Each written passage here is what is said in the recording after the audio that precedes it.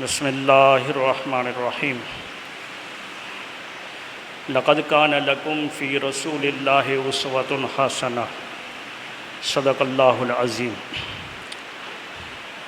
رب اشرح لی صدری ویسر لی امری واحلل عقدۃ من لسانی یفقہوا قولی صلاۃ و سلام علیک یا سیدی یا رسول اللہ۔ حمد و صلات پر مشتمل مختصر ترین خطبہ کے بعد نہایت واجب الاحترام معزز و محترم سامعین کرام، عزیزان گرامی قدر، اللہ رب العزت کے فضل و کرم سے بندہ ناچیز نے، حقیر نے، فقیر نے آپ احباب کے سامنے اللہ رب العزت کی مقدس و مطہر کتاب میں سے مقدس الفاظ تلاوت کرنے کا شرف حاصل کیا ہے۔ دعا گو ہوں کہ اللہ تبارک و تعالی مجھ بندہ ناچیز کو حق اور سچ کہنے کی توفیق عطا فرمائے۔ گزشتہ 4 جمعہ کے اس اردو خطبہ میں ہم آداب کے متعلق گفتگو کر رہے ہیں،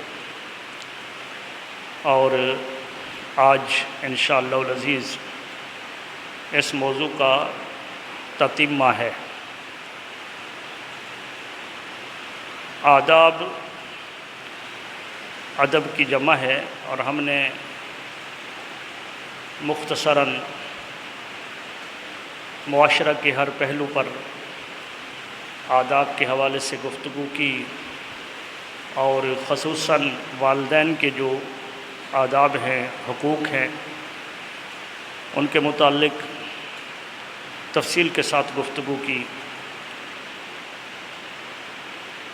ادب جو معاشرہ کے اندر پایا جاتا ہے، تو جس معاشرہ کے اندر ادب ہوتا ہے تو ادب سے بڑھ کر قیمتی چیز کوئی نہیں ہے۔ ادب کیا ہے؟ ادب معاشرے کے اندر انسان جس طریقہ کو بہتر سمجھیں اور جس کو بہتر سمجھنا چاہیے، اس کا نام ادب ہے۔ اور یہ ادب کے حوالے سے ہمارے معاشرہ کے اندر اور ہم لوگوں میں، یعنی انسانوں میں 2 قسم کے لوگ پائے جاتے ہیں۔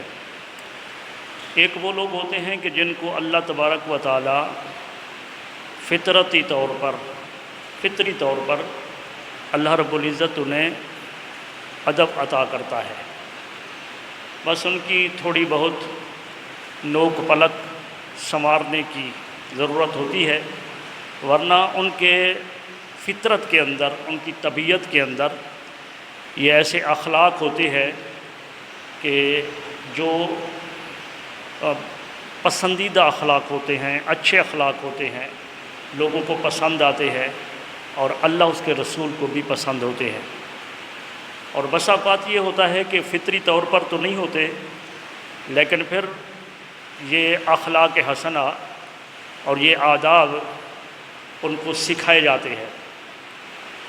تو سیکھنے کے لیے پھر انہیں اللہ اس کے رسول کی طرف رجوع، یعنی اللہ تبارک و تعالیٰ کے کلام قرآن مجید کی طرف، اور رسول اللہ صلی اللہ علیہ وسلم کے فرمودات یعنی احادیث نبویہ کی طرف، اور آپ صلی اللہ علیہ وسلم کی سنت اور سیرت کی طرف رجوع کرنا پڑتا ہے۔ بسا اوقات ایسا ہوتا ہے کہ وہ فطری طور پر ہوتے ہیں۔ مثلا مثال کے طور پر حضور علیہ السلام کی بارگاہ میں ایک بحرین سے ایک قبیلہ آیا، قبیلہ ابو القیس کا ایک وفد آیا حضور علیہ السلام کی ملاقات کے لیے، اور جب اتنا دور دراز کا سفر کر کے وہ آئے تو جب مدینہ منورہ پہنچے اور مسجد نبوی کے باہر انہوں نے جب اپنی سواریاں کو سامنے لائے، تو ان میں سے اکثر وہ تھے جنہوں نے اونٹوں کو بٹھانے کی بھی زحمت نہیں کی، یعنی کھڑے کھڑے اونٹوں سے انہوں نے چھلانگیں لگا دی، اور فرط محبت کے اندر حضور علیہ الصلوۃ والسلام کی زیارت کی محبت کے حوالے سے انہوں نے اونٹوں سے چھلانگیں لگائیں اور دوڑے حضور علیہ الصلوۃ والسلام کی بارگاہ میں۔ انہوں نے جا کر حضور صلی اللہ علیہ وسلم کا دیدار کیا۔ ایک ان کا سردار تھا، تو غالباً ان کا نام منذر بن عائز تھا، اور اشج اس کا لقب تھا، لوگ کہتے تھے۔ اور اشج جو ہے اس بندے کو کہتے ہیں کہ جن کی پیشانی پر کوئی زخم ہو، تو شاید ان کی پیشانی پر زخم ہوگا، تو اس وجہ سے اس کا نام لقب جو پکارا جاتا تھا وہ اشج تھا۔ وہ امیر تھا اس قافلے کا، لیکن اس کا طریقہ کچھ مختلف تھا۔ اب سارے کے سارے جو قافلے والے ہیں انہوں نے تو قافلے سے اور اپنے اونٹوں سے چھلانگیں لگا دیں، اونٹوں کو بٹھانے کی بھی زحمت نہیں کی، اونٹوں کو باندھنے کی زحمت بھی نہیں کی، بس وہاں سے چھلانگیں لگائیں اور جلدی سے دوڑے حضور علیہ الصلوۃ والسلام کی بارگاہ میں۔ اور جو اس قافلے کا امیر تھا اس نے ایسا نہیں کیا، بلکہ وہ جب دیکھا کہ سب بھاگ گئے ہیں، چلے گئے ہیں، اس نے اپنے سواری کو بھی باندھا اور پھر دوسرے اپنے ساتھیوں کی سواریوں کو بھی باندھا۔ پھر اطمینان کے ساتھ اس نے غسل کیا، غسل کرنے کے بعد صاف ستھرے خوشبودار خوشبو لگائی اور حضور علیہ الصلوۃ والسلام کی بارگاہ میں سب سے آخر میں پہنچا۔ یہ سارا اہتمام کرنے کے بعد تو حضور علیہ الصلوۃ والسلام نے فرمایا کہ تمہارے اندر جو ہے نا، فی کا خصلتین، تیرے اندر دو خصلتیں ہیں، یحبہم اللہ، جن کو اللہ تعالیٰ پسند کرتا ہے۔ اب وہ جو آخر میں آ رہا ہے، تو شاید یہ وقت ہوتا تو کوئی کہتا کہ یہ تو شاید حضور کی محبت ہی نہیں رکھتا، وہ سب سے بڑے محبین تو وہ ہیں جو بھاگے دوڑے جا رہے ہیں، جن کو اپنا ہوش آواز بھی نہیں ہے۔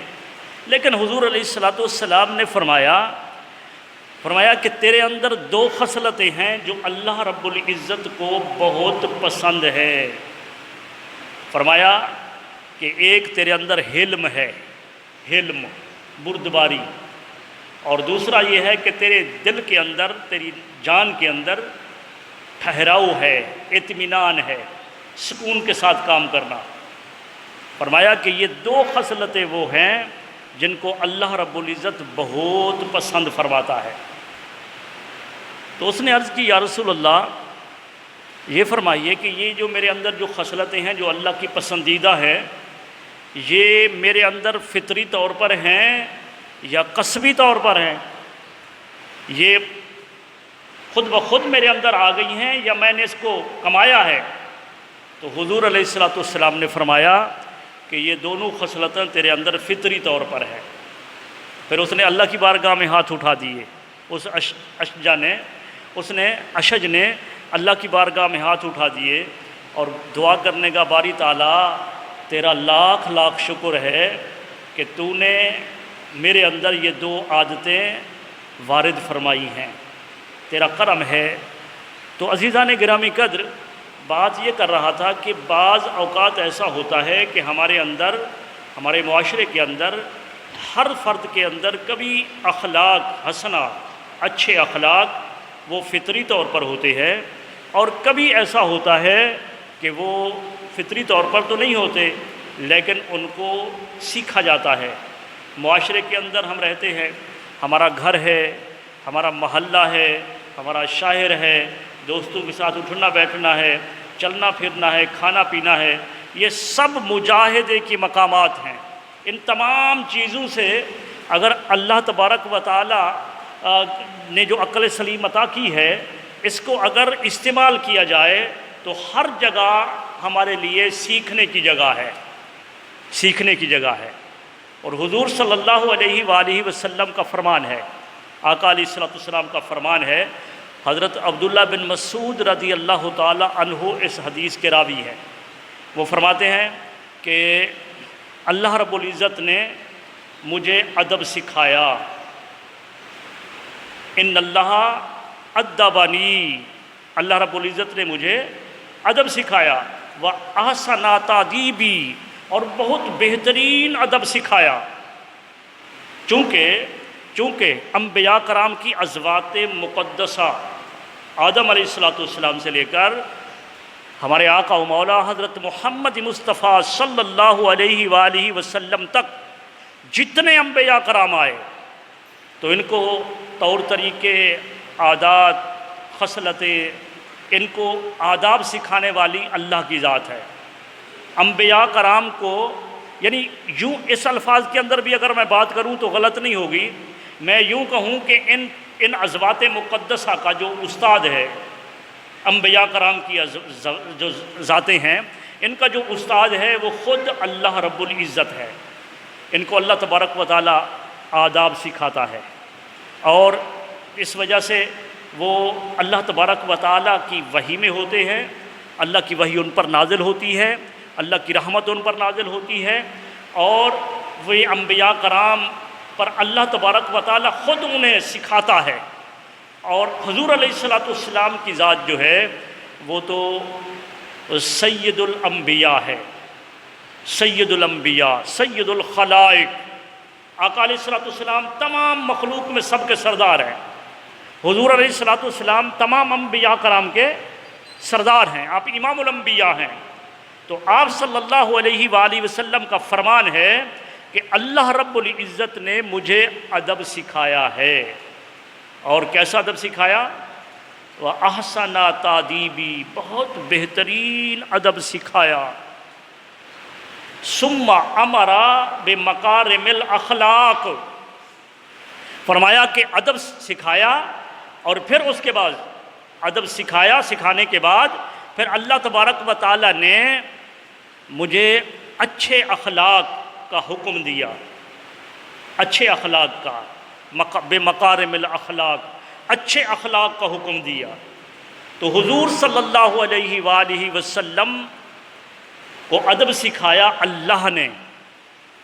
اور آپ پہلے جمعہ کے اندر اگر اس جو سیریز چل رہی ہے اس میں جو پہلے جمعہ میں نے عرض کیا کہ حضور علیہ السلام کی بارگاہ کے یعنی بارگاہ نبوت کے آداب سکھائے بندوں کو، مخلوق کو، حضور کے غلاموں کو، صحابہ کو، وہ بھی اللہ نے سکھائے اپنے مقدس کلام کے اندر۔ اور اللہ رب العزت نے اپنے پیارے حبیب صلی اللہ علیہ وآلہ وسلم کو بھی خود ادب سکھایا اور اچھے اخلاق کا حکم دیا۔ فرمایا اچھے اخلاق اپناؤ، لوگوں کو ان کا حکم دو۔ اور حضور علیہ السلام پھر معلم بنے۔ ہر نبی اپنی امت کے لیے معلم ہوتا ہے، ہر نبی، جتنے نبی بھی آئے وہ اپنی امت کے لیے معلم ہیں، اور آقا علیہ السلام جو ہیں وہ بھی اپنی امت کے لیے، اور امت اجابت ہو یا دعوت ہو، حضور صلی اللہ علیہ وآلہ وسلم تمام کے لیے بلکہ تمام عالم انسانیت کے لیے معلم ہیں۔ آپ معلم انسانیت ہیں۔ تو آپ صلی اللہ علیہ وآلہ وسلم نے پھر ہمیں آداب سکھائے، ہمیں آداب سکھائے۔ اور یہاں پر ایک بات جو قابل غور ہے کہ ہمیں کیا ضرورت ہے ادب سیکھنے کی؟ ادب سیکھنے کی ہمیں کیا ضرورت ہے؟ جب اللہ کے پیارے حبیب صلی اللہ علیہ وآلہ وسلم یہ حکم فرما رہے ہیں کہ مجھے اللہ نے ادب سکھایا، تو ادب ایک معمولی چیز نہیں ہے کہ اس کو سیکھا نہ جائے، بلکہ ادب ایک اہم چیز ہے کہ اس کو سیکھا جائے۔ کہ ادب کی علویت، اس کی بلندی یہ ہے کہ حضور علیہ السلام خود فرما رہے ہیں کہ مجھے اللہ رب العزت نے ادب سکھایا اور بہترین ادب سکھایا، بہترین ادب سکھایا۔ تو حضور صلی اللہ علیہ وآلہ وسلم معلم ہے پھر اپنے امت کے لیے، تو ہمیں چاہیے کہ ہم حضور صلی اللہ علیہ وآلہ وسلم سے آداب سیکھیں۔ وہ ہمارے قائد ملت اسلامیہ علامہ شاہ احمد نورانی رحمۃ اللہ علیہ، ان کا ایک رسالہ میں پڑھ رہا تھا، تو آپ ایک مثال دیتے ہیں۔ آپ فرماتے ہیں کہ دیکھو یہ جو کسی کے پاس اگر کوئی کپڑا سلوانا ہو نا، تو کپڑا سلوانے کے لیے اگر آپ انہیں کہیں کہ میرا کرتا اس طرح سی دیں، اس طرح سی دیں، آپ ان کو بتا رہے ہیں منہ زبانی یا فون کر کے بتا رہے ہیں مثلا، تو اس کو شاید وہ اس طرح نہ سی دے، اور اگر منوعاً اسی طرح سینا ہے جس طرح تم چاہتے ہو تو پھر ان کو نمونہ دے دو، اپنا ایک کرتا ان کے پاس پہلے بھیج دو کہ اسی طرح سی دینا بس۔ اگر اس کو جب وہ نمونہ اس کے پاس بھیج دیا تو اب ضرورت نہیں ہے اسے بتانے کی، بس یہ آپ کے پاس نمونہ بھیج دیا درزی صاحب، بس آپ یہ جو نمونہ ہے نا، یہ کرتا جو بھیجا ہے بالکل منوعاً اسی طرح سی دینا، اسی طرح سی دینا، تو یہ اس درزی کے لیے کافی ہے کہ وہ منوعاً اسی طرح سی دے گا۔ تو حضور صلی اللہ علیہ وآلہ وسلم کو اللہ رب العزت نے ہمارے لیے ماڈل بنایا ہے، آئیڈیل بنایا ہے۔ آقا علیہ الصلوۃ والسلام ہمارے لیے نمونہ ہیں۔ حضور علیہ الصلوۃ والسلام، اللہ تبارک و تعالیٰ اپنے بندوں سے وفا چاہتا ہے، اپنے بندوں کی بندگی کا حق چاہتا ہے۔ اللہ رب العزت چاہتا ہے کہ میرے بندے بندے ہو کر رہے، تو اللہ رب العزت جب یہ چاہتا ہے کہ میرے بندے ہر خصلت عادت کے اندر ان کے اندر اچھائی ہو، تو پھر اللہ رب العزت نے ایک ہی نمونہ بھیج دیا کہ ایک ذات والا صفات جس کا نام نامی اسم گرامی ہے محمد، فرمایا کہ بس یہ نمونہ بنا کر بھیجا ہے۔ اگر تم اپنی زندگی کو درست کرنا چاہتے ہو اور میرے خالصتاً صحیح بندے بننا چاہتے ہو تو یہ نمونہ میں نے بھیج دیا ہے۔ اپنی زندگی کے ہر قدم کو، اپنے زندگی کے ہر لمحے کو، اپنے اوڑھنے کو، اپنے چلنے کو، پھرنے کو، بیٹھنے کو، کھانے پینے کو تم اس کا اوڑھنا، ان کی سیرت کا اوڑھنا بچھونا بنا لو۔ جس طرح میرے حبیب نے کھایا ہے تم اسی طرح کھاؤ، جس طرح میرے حبیب نے پیا ہے تم اسی طرح پیو، جس طرح میرا حبیب سوتا ہے اسی طرح سو، جس طرح میرا حبیب زندگی کے ہر معاشرے معاملے کے اندر جس طرح کام کرتا ہے بس اسی کو نمونہ بنا لو، اسی کی نقل اتارنا شروع کر دو۔ جب ان کی نقل اتارو گے اور اس کو نمونہ سمجھ کر اپنی زندگی اس کے مطابق ڈھال لو گے تو فرمایا کہ اس کا فائدہ یہ ہوگا کہ میں تمہیں اپنا محبوب بنا لوں گا۔ قرآن مجید میں ارشاد فرمایا کہ لقد کان لکم فی رسول اللہ اسوۃ حسنہ، فرمایا کہ یقیناً تمہارے لیے رسول اللہ صلی اللہ علیہ وآلہ وسلم کی زندگی یا آقا علیہ الصلوۃ والسلام کی ذات میں، فی رسول اللہ کی ذات میں اسوۃ حسنہ تمہارے لیے بہترین نمونہ ہے۔ رسول اللہ کی ذات تمہارے لیے بہترین نمونہ ہے۔ میرے حبیب صلی اللہ علیہ وآلہ وسلم کی زندگی کو اپنے مد نظر رکھو اور اسی طرح، اسی ڈگر پر، اسی راستے پر، انہی کے قدموں پر چل پڑو، تو فرمایا یہ تمہارے لیے نمونہ ہے۔ اور پھر اس کا فائدہ کیا ہوگا؟ فرمایا اے حبیب آپ ہی فرما دیں اپنی امت کو، آپ اپنی امت کو فرما دیں کہ قل ان کنتم تحبون اللہ، کہ اے لوگو اگر تم اللہ سے محبت کا دعویٰ کرتے ہو، یہ چاہتے ہو نا کہ ہم اللہ سے محبت، ہم اللہ کے محب بن جائیں، اللہ سے محبت کا دعویٰ کرتے ہو، تو اے حبیب آپ اپنی زبان سے نے فرما دیں فاتبعونی، اگر تم اللہ تبارک و تعالیٰ سے محبت کا دعویٰ کرتے ہو فاتبعونی، اے حبیب تم اپنی زبان سے کہو کہ اے میری امت میری پیروی کرو، میرے پیچھے چلو، میرے قدموں پر چلو، میری پیروی کرو۔ جب میری پیروی کرو گے یحببکم اللہ، پھر اللہ تمہیں اپنا محبوب بنا لے گا۔ چلے تھے اللہ کو ڈھونڈنے کے لیے، چلے تھے اللہ کا محب بننے کے لیے، اللہ کا محب بننے کے لیے نکلے تھے۔ اللہ تبارک و تعالیٰ نے نمونہ دیا، اللہ تبارک و تعالیٰ نے ایک آئیڈل دیا، ماڈل دیا، فرمایا بس اس کے پیچھے چلو، اس کے پیچھے چلو۔ تو باری تعالیٰ جب ان کے پیچھے چلے تو پھر ہم تیرے محب بن جائیں گے، تجھے پا لیں گے۔ فرمایا ہاں پھر یہ ہوگا جب تم ان کے پیچھے چلو گے، اپنی زندگی ان کے طریقہ کار کے مطابق گزارو گے۔ تم چلے تھے مجھے تلاش کرنے کے لیے، جب ان کو تلاش کر لو گے، ان کے پیچھے، ان کے قدموں پر چلو گے، ان کی پیروی کرو گے، فرمایا پھر ایسا ہوگا کہ میں تمہیں اپنا محبوب بنا لوں گا۔ ایک تو میرا محبوب ہے ہی صحیح، ایک وہ میرا محبوب ہے جس کی خاطر میں نے بزم کائنات کو سجایا ہے، ایک وہ میرا محبوب ہے جس کی خاطر میں نے اپنی ربوبیت کو ظاہر کیا ہے۔ کنت کنزا مخفیا، میں ایک چھپا ہوا خزانہ تھا، مجھے کوئی جانتا نہ تھا، مجھے کوئی پہچانتا نہ تھا۔ فاحببت ان اعرف، میں نے چاہا کہ میں پہچانا جاؤں۔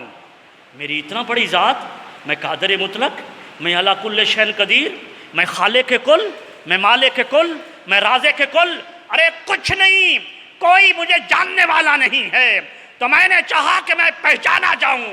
فخلقت خلقا، اے محمد، پھر میں نے مخلوق کو پیدا کیا، یعنی محمد کو پیدا کیا، محمد کو پیدا کیا۔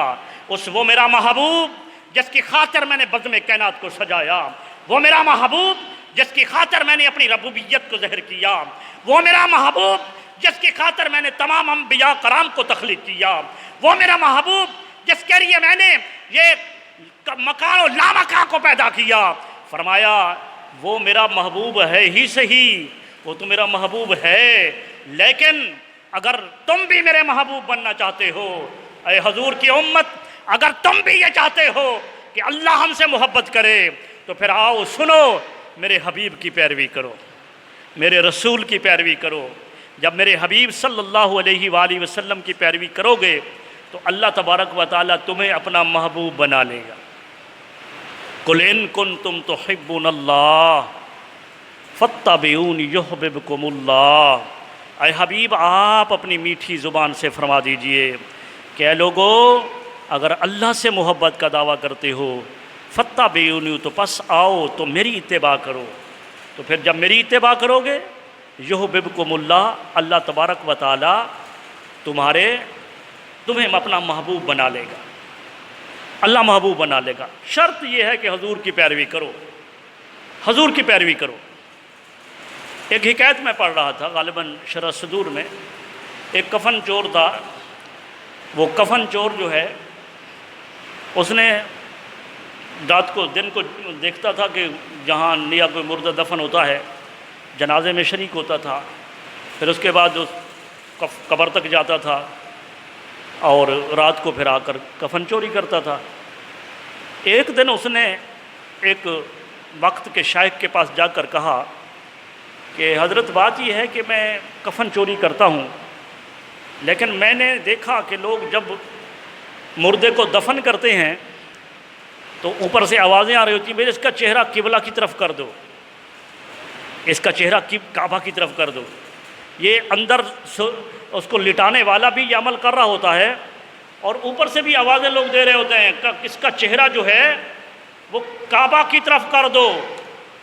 اس نے کہا کہ میں کفن چور ہوں، جب لٹاتے ہیں تو لٹانے والا اس کا چہرہ قبلہ کعبہ کی طرف کرتا ہے، جب میں کفن چوری کرنے کے لیے جاتا ہوں، قبر کو میں کھولتا ہوں تو اس کا چہرہ کعبے کی طرف نہیں ہوتا، اس کا چہرہ کعبے کی طرف نہیں ہوتا۔ اس شیخ نے کہا ہاں، معاملہ یہ ہے کہ کعبے کی طرف چہرہ کیوں ہو، جبکہ ہم نے اپنا چہرہ کعبے والے، اور جس کی طرف کعبے والے نے چہرے کا حکم دیا ہے، ہم نے زندگی کے اندر ان کی طرف اپنے چہرے کو موڑ لیا ہے۔ ہم نے زندگی میں اپنا چہرہ ان کی طرف نہیں کیا۔ ہم نہ اللہ کی مان رہے ہیں، نہ رسول کی مان رہے ہیں، ہم نہ کعبے والے کی مان رہے ہیں، اور نہ کعبے والے نے جس کی طرف زندگی کے اندر جس کا حکم دیا ہے کہ ان کے پیچھے چلو، نہ ان کی مان رہے ہیں۔ تو اے کفن چور، اگر وہ قبر کے اندر لٹانے کے بعد، قبر بند کرنے کے بعد اگر کعبے کی طرف سے چہرہ پھر جاتا ہے تو یہ ہمارے عمل کا نتیجہ ہے، ہمارے عمل کا نتیجہ ہے۔ اور عزیزان گرامی قدر، یہ